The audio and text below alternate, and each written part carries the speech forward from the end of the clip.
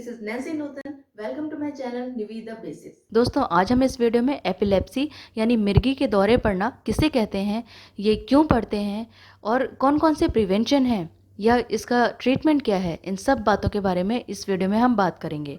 पर सबसे पहले अगर आपने ये चैनल अभी तक सब्सक्राइब नहीं किया है तो प्लीज इसको सब्सक्राइब करें, क्योंकि जो कंटेंट जो इन्फॉर्मेशन मैं आपके लिए लेकर आती हूँ वो आपको एक सिंगल प्लेटफॉर्म पे कहीं नहीं मिलने वाली। तो प्लीज इसको अभी सब्सक्राइब करें। और अब बात करते हैं एपिलेप्सी की। एपिलेप्सी यानी मिर्गी के दौरे पड़ना ये एक न्यूरोलॉजिकल डिसऑर्डर है जिसमें ब्रेन की नर्व सेल्स की एक्टिविटी डिस्टर्ब हो जाती है, एबनॉर्मल हो जाती है, जिसके कारण दौरे पड़ना शुरू हो जाता है। उस दौरान पेशेंट अनयूजुअल यानी अजीब सा बिहेव करने लगता है, उसका सेंसेशन खत्म हो जाता है, मीन्स कोई भी चीज़ फील नहीं होती, किसी भी चीज़ का आभास खत्म हो जाता है, यहाँ तक कि व्यक्ति अचेत अवस्था में चला जाता है यानी बेहोश हो जाता है। एपिलेप्सी यानी मिर्गी के दौरे किसी को भी पड़ सकते हैं, किसी भी एज में, किसी भी बैकग्राउंड के और किसी भी जाति या कास्ट के मेल्स और फीमेल्स को ये हो सकता है। इसके सिम्टम्स व्यक्ति में अलग अलग हो सकते हैं। जैसे किसी व्यक्ति को दौरा पड़ने पर वो कुछ सेकंड के लिए ब्लैंकली यानी बिना किसी एक्सप्रेशन के स्तब्ध रह सकता है, बेहोश हो सकता है या गिर सकता है, जबकि दूसरे व्यक्ति में दौरा पड़ने पर अलग अलग लक्षण दिखाई दे सकते हैं, जैसे उसके हाथ पैर कट जाए, मुट्ठी टाइटली बंद हो जाए, मुंह से झाग भी निकल सकते हैं। अगर किसी व्यक्ति को कभी कभार एक दौरा पड़ गया तो इसका ये मतलब नहीं कि उसे एपिलेप्सी है, ये किसी और वजह से भी हो सकता है। मेडिसिन के साथ और कभी कभी सर्जरी करके इसको कंट्रोल किया जा सकता है। कुछ लोगों में इन सीजर्स यानी दौरों को कंट्रोल करने के लिए लाइफ लॉन्ग ट्रीटमेंट की ज़रूरत पड़ती है और कुछ लोगों में सही समय पर ट्रीटमेंट लेने पर यह ठीक भी हो जाता है। अब जानते हैं इसके सिम्टम्स के बारे में। क्योंकि एपिलेप्सी ब्रेन की एक्टिविटी डिस्टर्ब होने के कारण होती है, इसलिए इसमें जो सीजर्स आते हैं यानी दौरे पड़ते हैं वो ब्रेन के कोऑर्डिनेशन को यानी नर्व सेल्स के तालमेल को अफेक्ट कर सकते हैं। इस केस में जो सिम्टम्स दिखाई देते हैं वो है number 1 temporary confusion, number 2 starring spell यानी कुछ समय के लिए ब्लैंक आउट हो जाना, स्तब्ध रह जाना, number 3 uncontrollable jerking movement of arms and legs यानी हाथ और पैरों में झटके लगना, नंबर 4 लॉस ऑफ कॉन्शियसनेस और अवेयरनेस यानी सुध-बुध न रहना, number 5 psychic symptoms such as fear anxiety यानी डर, थकान और चिंता लगना।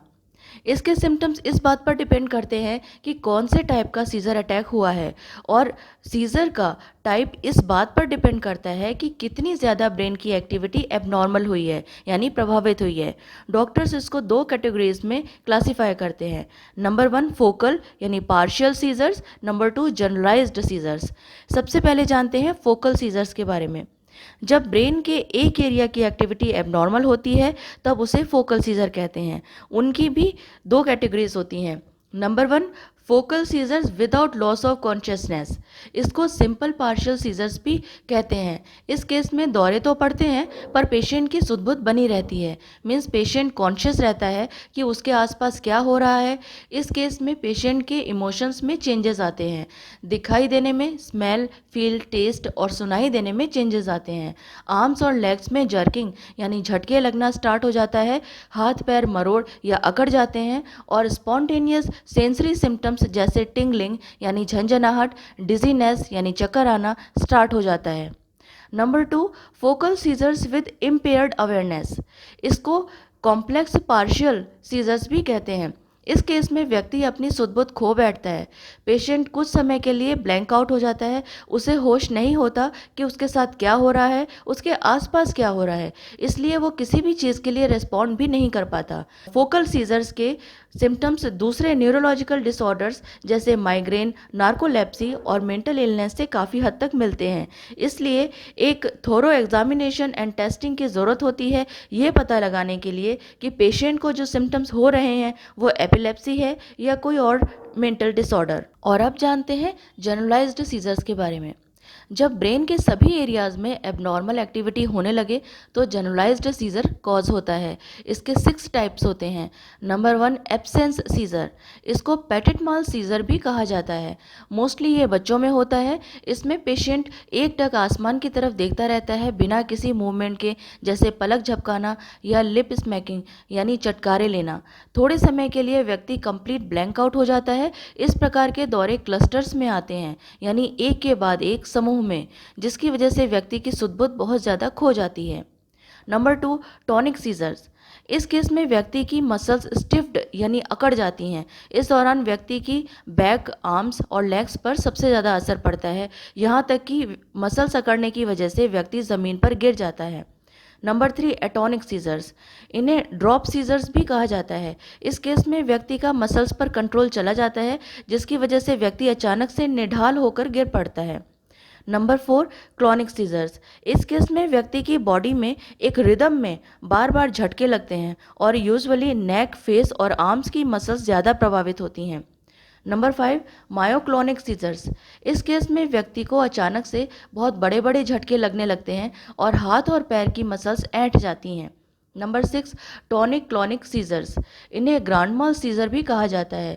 ये मिर्गी के दौरे का सबसे ड्रामेटिक टाइप है, क्योंकि इसमें व्यक्ति अचानक से अचेत हो जाता है और उसकी पूरी बॉडी अकड़ जाती है और शेक करने लगती है, और कभी कभी ब्लैडर कंट्रोल भी चला जाता है, जिसकी वजह से यूरिन आ जाती है व्यक्ति को। और दांत भींच लेने की वजह से, यानी कि मुंह कसकर बंद कर लेने की वजह से व्यक्ति अचेत अवस्था में भी, यानी बेहोशी की हालत में ही, अपनी जीभ भी काट लेता है।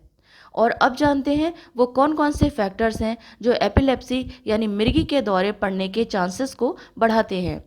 कुछ लोगों में ऐसा देखा गया है कि लैक ऑफ स्लीप यानी बहुत कम सोने की वजह से, इलनेस और फीवर यानी किसी बीमारी या तेज़ बुखार की वजह से, स्ट्रेस यानी तनाव के कारण, ब्राइट लाइट, फ्लैशिंग लाइट्स और पैटर्न यानी बहुत ज़्यादा तेज़, चमकीली, चकाचौंध कर देने वाली रोशनी के कारण, कैफीन, अल्कोहल के ज़्यादा सेवन के कारण या किसी मेडिसिन या ड्रग्स के कारण, स्किपिंग मील्स और ओवर ईटिंग और स्पेसिफिक फूड इंग्रेडिएंट यानी या तो खाना पीना छोड़ देना या सही टाइम पर ना लेना, या फिर बहुत ज़्यादा खाना खाने के कारण या किसी स्पेसिफिक फूड इंग्रेडिएंट के कारण मिर्गी के दौरे पड़ते हैं। अगर आप ये मिर्गी के दौरे पड़ना कंट्रोल करना चाहते हैं तो आपको कुछ बातों का विशेष रूप से ध्यान रखना होगा, जैसे डे एंड टाइम। उस वक्त आप क्या काम कर रहे थे, आपके आसपास क्या हो रहा था, कैसा माहौल था, अनयूजुअल कुछ अलग सा दिखाई दिया था या स्मेल किया था या सुनाई दिया था।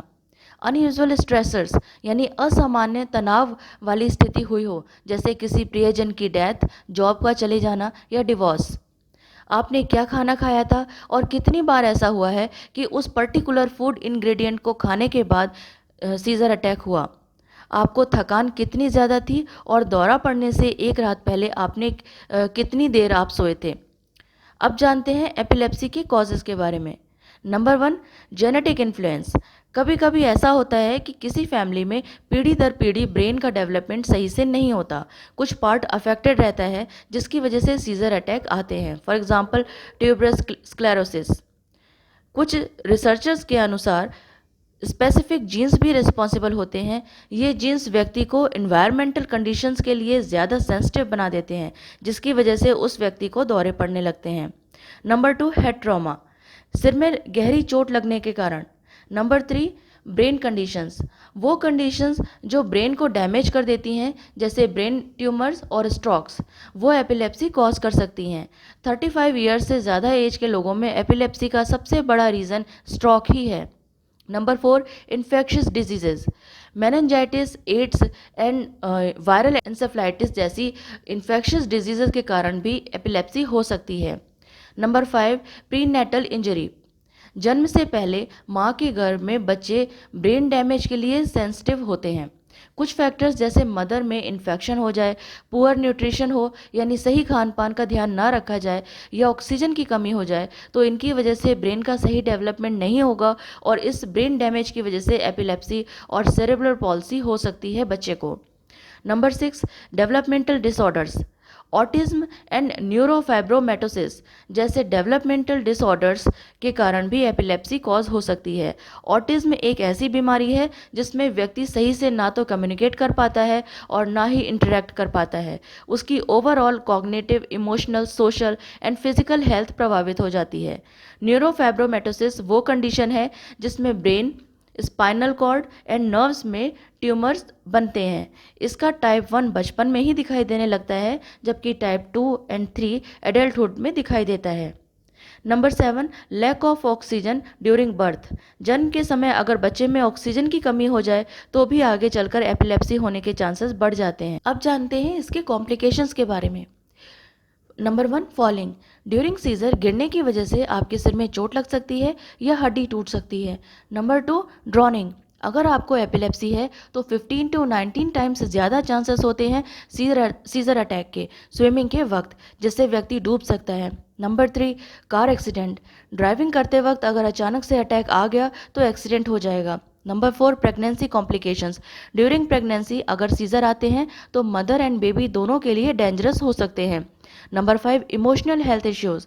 जिन लोगों को मिर्गी के दौरे पड़ते हैं उन लोगों को साइकोलॉजिकल प्रॉब्लम्स कंपैरेटिवली ज़्यादा होती हैं, जैसे depression, anxiety and suicidal thoughts and behaviours, यानी आत्महत्या करने के बारे में सोचना और प्रयास करना। ये प्रॉब्लम एपिलेप्सी के साथ साथ इसकी जो मेडिसिन्स होती हैं इनके साइड इफ़ेक्ट के कारण भी होती हैं। इसके अलावा जो अदर लाइफ थ्रेटनिंग कॉम्प्लिकेशंस हो सकते हैं वो हैं स्टेटस एपिलेप्टिकस एंड सुडैप, यानी sudden unexpected death in epilepsy. वैसे तो दोनों अनकॉमन है, बट अगर ये हो गए तो पेशेंट की डेथ भी हो सकती है।